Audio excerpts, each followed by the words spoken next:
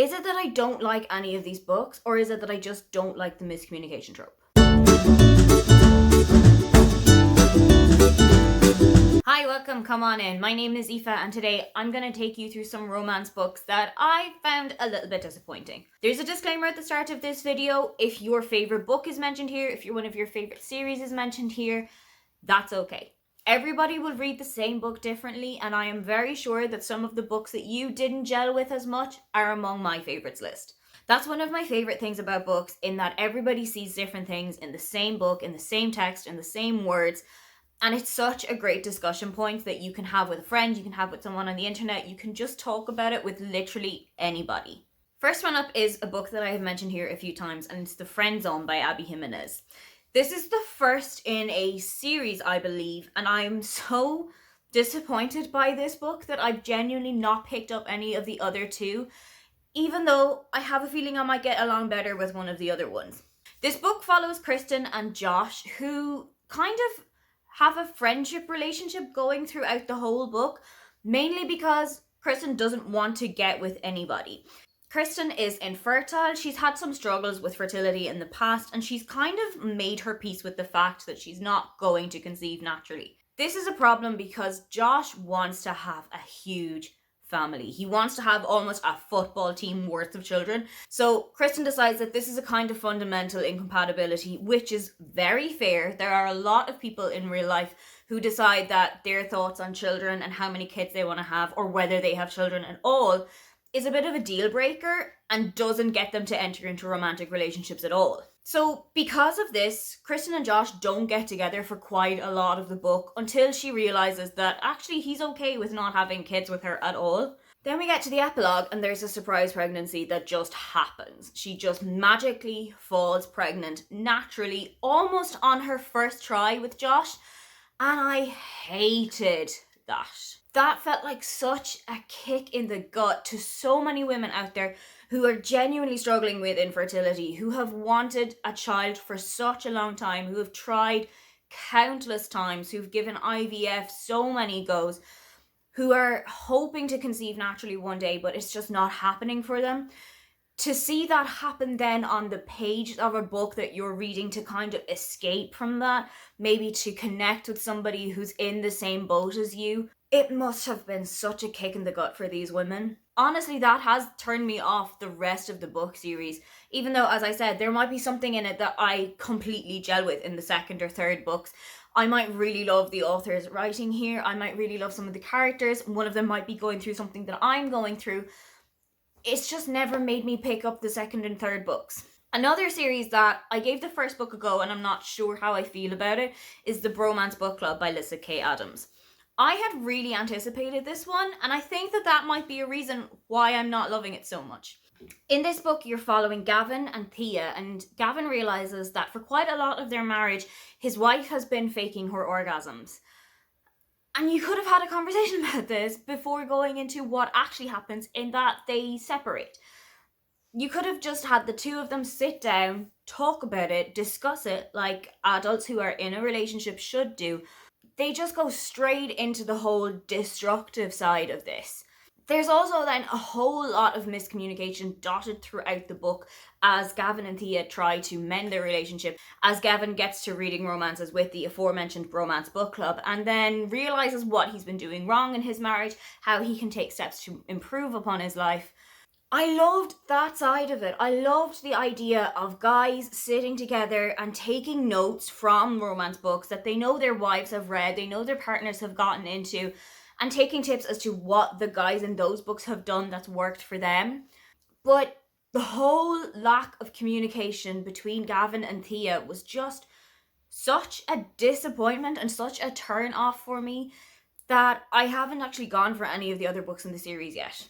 Another first in a series, but a book that didn't deliver what I thought it was going to, is The Wedding Date by Jasmine Guillory. This is the first in a series of 6 books, and I'm unsure as to whether I'm going to go on to the next couple. I think I might give the next couple of ones a go if there isn't any kind of storyline like this one. In the first book of the series, you're following Alexis and Drew, who meet each other as an elevator that they're traveling in breaks down for about 20 minutes. And it turns out that Drew is in town for a wedding and he needs a +1 so that he doesn't look like a loner in front of the girl that's getting married, who is, coincidentally, his ex-girlfriend. Now, why he wants to go to his ex-girlfriend's wedding, beyond me. I thought that this book was going to concentrate a lot more than it did on the wedding itself, on Alexis and Drew getting to know each other at the wedding, at kind of hijinks where they have to say, oh, we've known each other for like 6 years, I'm surprised that you haven't heard of me. The wedding only takes up about the first 100 to 120 pages. Then the rest of the book is, once again, huge errors in communication between Alexis and Drew. There were so many times across this book where both of these characters are thinking, I am really into this person, but I don't know if they see me as just a friend or if they see me as something more. They could have just said it. They could have just sat down and had a conversation about this. Quite a lot of the book after the wedding focuses on Alexis and Drew flying to each other's homes across California, spending the weekend together, hooking up, then going out for food. And it was just kind of like a rinse and repeat of that every couple of pages. I didn't actually finish this book because the repetitive cycle of going to each other's houses, sex, food, do they like me or do they just see me as a friend? It got a little bit too much for me. I think if those errors are addressed in the next couple of books in the series, I'm probably going to go and pick them up. This one is not going to win me any fans, but I was really let down by Red, White and Royal Blue by Casey McQuiston. It's the story of Alex and Henry, one of whom is the President of the United States' son and one of whom is the Prince of England.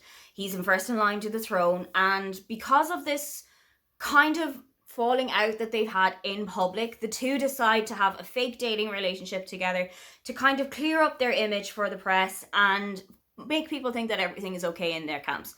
Of course, fake dating turns into real dating, but I gave up on this book after about 30 pages. A lot of people that I know who live on this side of the Atlantic have had roughly similar experiences as me with the book. They didn't mind any parts about Henry, who was the Prince of Wales. They didn't find any of that believable. And I know you'll have to suspend some of your belief for this book, but I did think if you're going to base this on a real life thing, you might need to do a little bit more research because some things were just blatantly unresearched, not done right at all. I am not even a royalist, but it just didn't work for me. Next up is not a book, but an author. I think I have to say goodbye to Tessa Bailey. I have tried 2 of her books already. I have tried Hot and Hammered and Fix Her Up. I could not get on board with the dirty talk. If I hear the words baby girl one more time, it will be too soon. It kind of draws an arrow through my heart because I've heard so many good things about window shopping. I've heard so many good things about It Happened One Summer, and I would absolutely love the idea of It Happened One Summer. It is a romance that is set around the idea of Alexis and Ted's relationship in Schitt's Creek, and that's one of my absolute comfort shows. The idea of Tessa Bailey style dirty talk just completely turns me off the whole thing. I have asked on Twitter, I've asked a couple of people I know who've read the book, is this something that has improved? Is it something that you didn't notice? And unfortunately, they've said, yeah, if you didn't gel with the dirty talk in her books previous to this one, don't pick this one up either. The next book on the list that I was kind of disappointed by and had expected a little bit more is Shipped by Angie Hockman. This one is again a debut, and it follows Henley and Graham, who are competing for a promotion and a new job that's up for grabs in their same company. In order to put themselves up to the wire for this, both of them are sent on a kind of a marketing press trip to the Galapagos Islands off the coast of Ecuador, and their presentation at the end of this trip is going to be a huge influence on which one of them gets the job. Honestly, I think Graham was the perfect man for the position. He had previous experience, he had so many ideas, and Henley, her main strategy in how to get this job was to completely sabotage any of Graham's attempts to get it.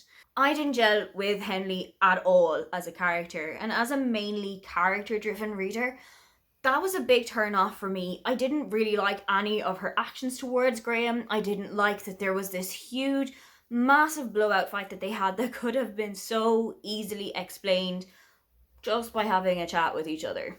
The final book that disappointed me a little bit is If I Never Met You by Vary McFarlane. This has fake dating in it, so you think this would be absolutely up my street, but there was a couple of things that I just didn't like about this book. Main character in this book, Laurie, has been with her boyfriend for about 18 years, and she's expecting that one day when she comes home from work, he's going to propose, But actually he tells her that he's leaving her for a co-worker of his that he's gotten pregnant. She then meets with her co-worker Jamie, and through the jigs and the reels, they both need to have a partner at the moment, so they decide to fake date each other, but of course things happen down the line. The biggest bugbear that I had with this book was that it was a character of color written by a white author. And there was a specific scene that you really wanted it to be known that this was a character of color. It was an experience in the hairdressers, and they weren't able to cut afro hair. They had never experienced it. They didn't have any training in how to deal with this. And I feel like this story would have been told a lot better by an author of color. I don't feel like this was Barry McFarlane's story to tell. It wasn't her character to portray, and I just wish that it had been done a little bit differently. Those are just some of the romance books that have disappointed me a little bit. What romance books didn't really live up to your expectations? Don't forget to like and subscribe because I have new videos up every week. Now, get on out of here.